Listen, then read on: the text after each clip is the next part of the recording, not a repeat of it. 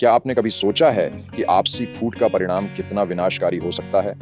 आज हम एक ऐसे ही पक्षी की कहानी सुनेंगे जिसने इस कड़वी सच्चाई को अपनी जान देकर सीखा।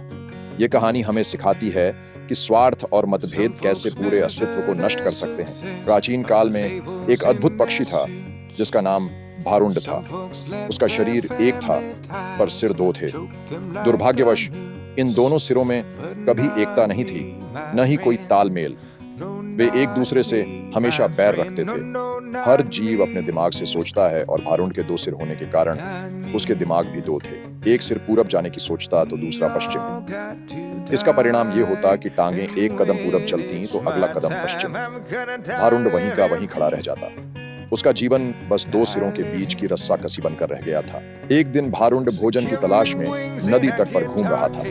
एक सिर को नीचे गिरा, एक स्वादिष्ट फल दिखा। उसने चोंच मारकर छका और खुशी से झूम उठा। वाह, ऐसा स्वादिष्ट फल मैंने कभी नहीं खाया, उसने कहा। दूसरा सिर भी छकना चाहता था, पर पहले ने उसे झटक दिया। यह फल मैंने पाया है, इसे मैं ही खाऊंगा, वह बोला। दूसरे सिर ने समझाया, हम एक ही शरीर के अंग हैं, हमें बांटकर खाना चाहिए। पर पहला सिर अड़ा रहा।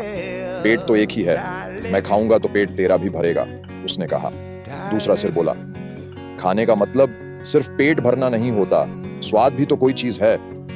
पर पहले सिर ने उसकी बात अनसुनी कर दी और अकेले ही फल चटकारे लेकर खा लिया। इस घटना के बाद दूसरे सिर ने बदला लेने की ठान ली। कुछ दिनों बाद भारुंड फिर भोजन ढूंढ रहा था। दूसरे सिर को एक विषैला फल दिखा।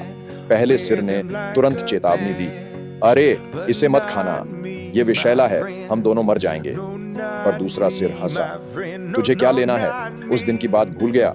बदले की भावना में अंधा होकर दूसरे सिर ने विषैला फल खा लिया।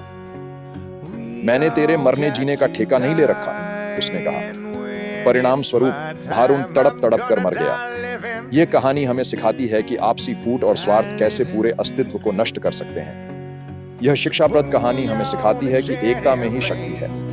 जब हम स्वार्थ और फूट को बढ़ावा देते हैं तो अंततः सभी का नुकसान होता है। आइए इस कहानी से प्रेरणा लें और अपने जीवन में, परिवार में और समाज में एकता और सहयोग को महत्व दें। इस संदेश को दूसरों तक पहुंचाने के लिए इस कहानी को साझा करें और हमारे चैनल को सब्सक्राइब करें।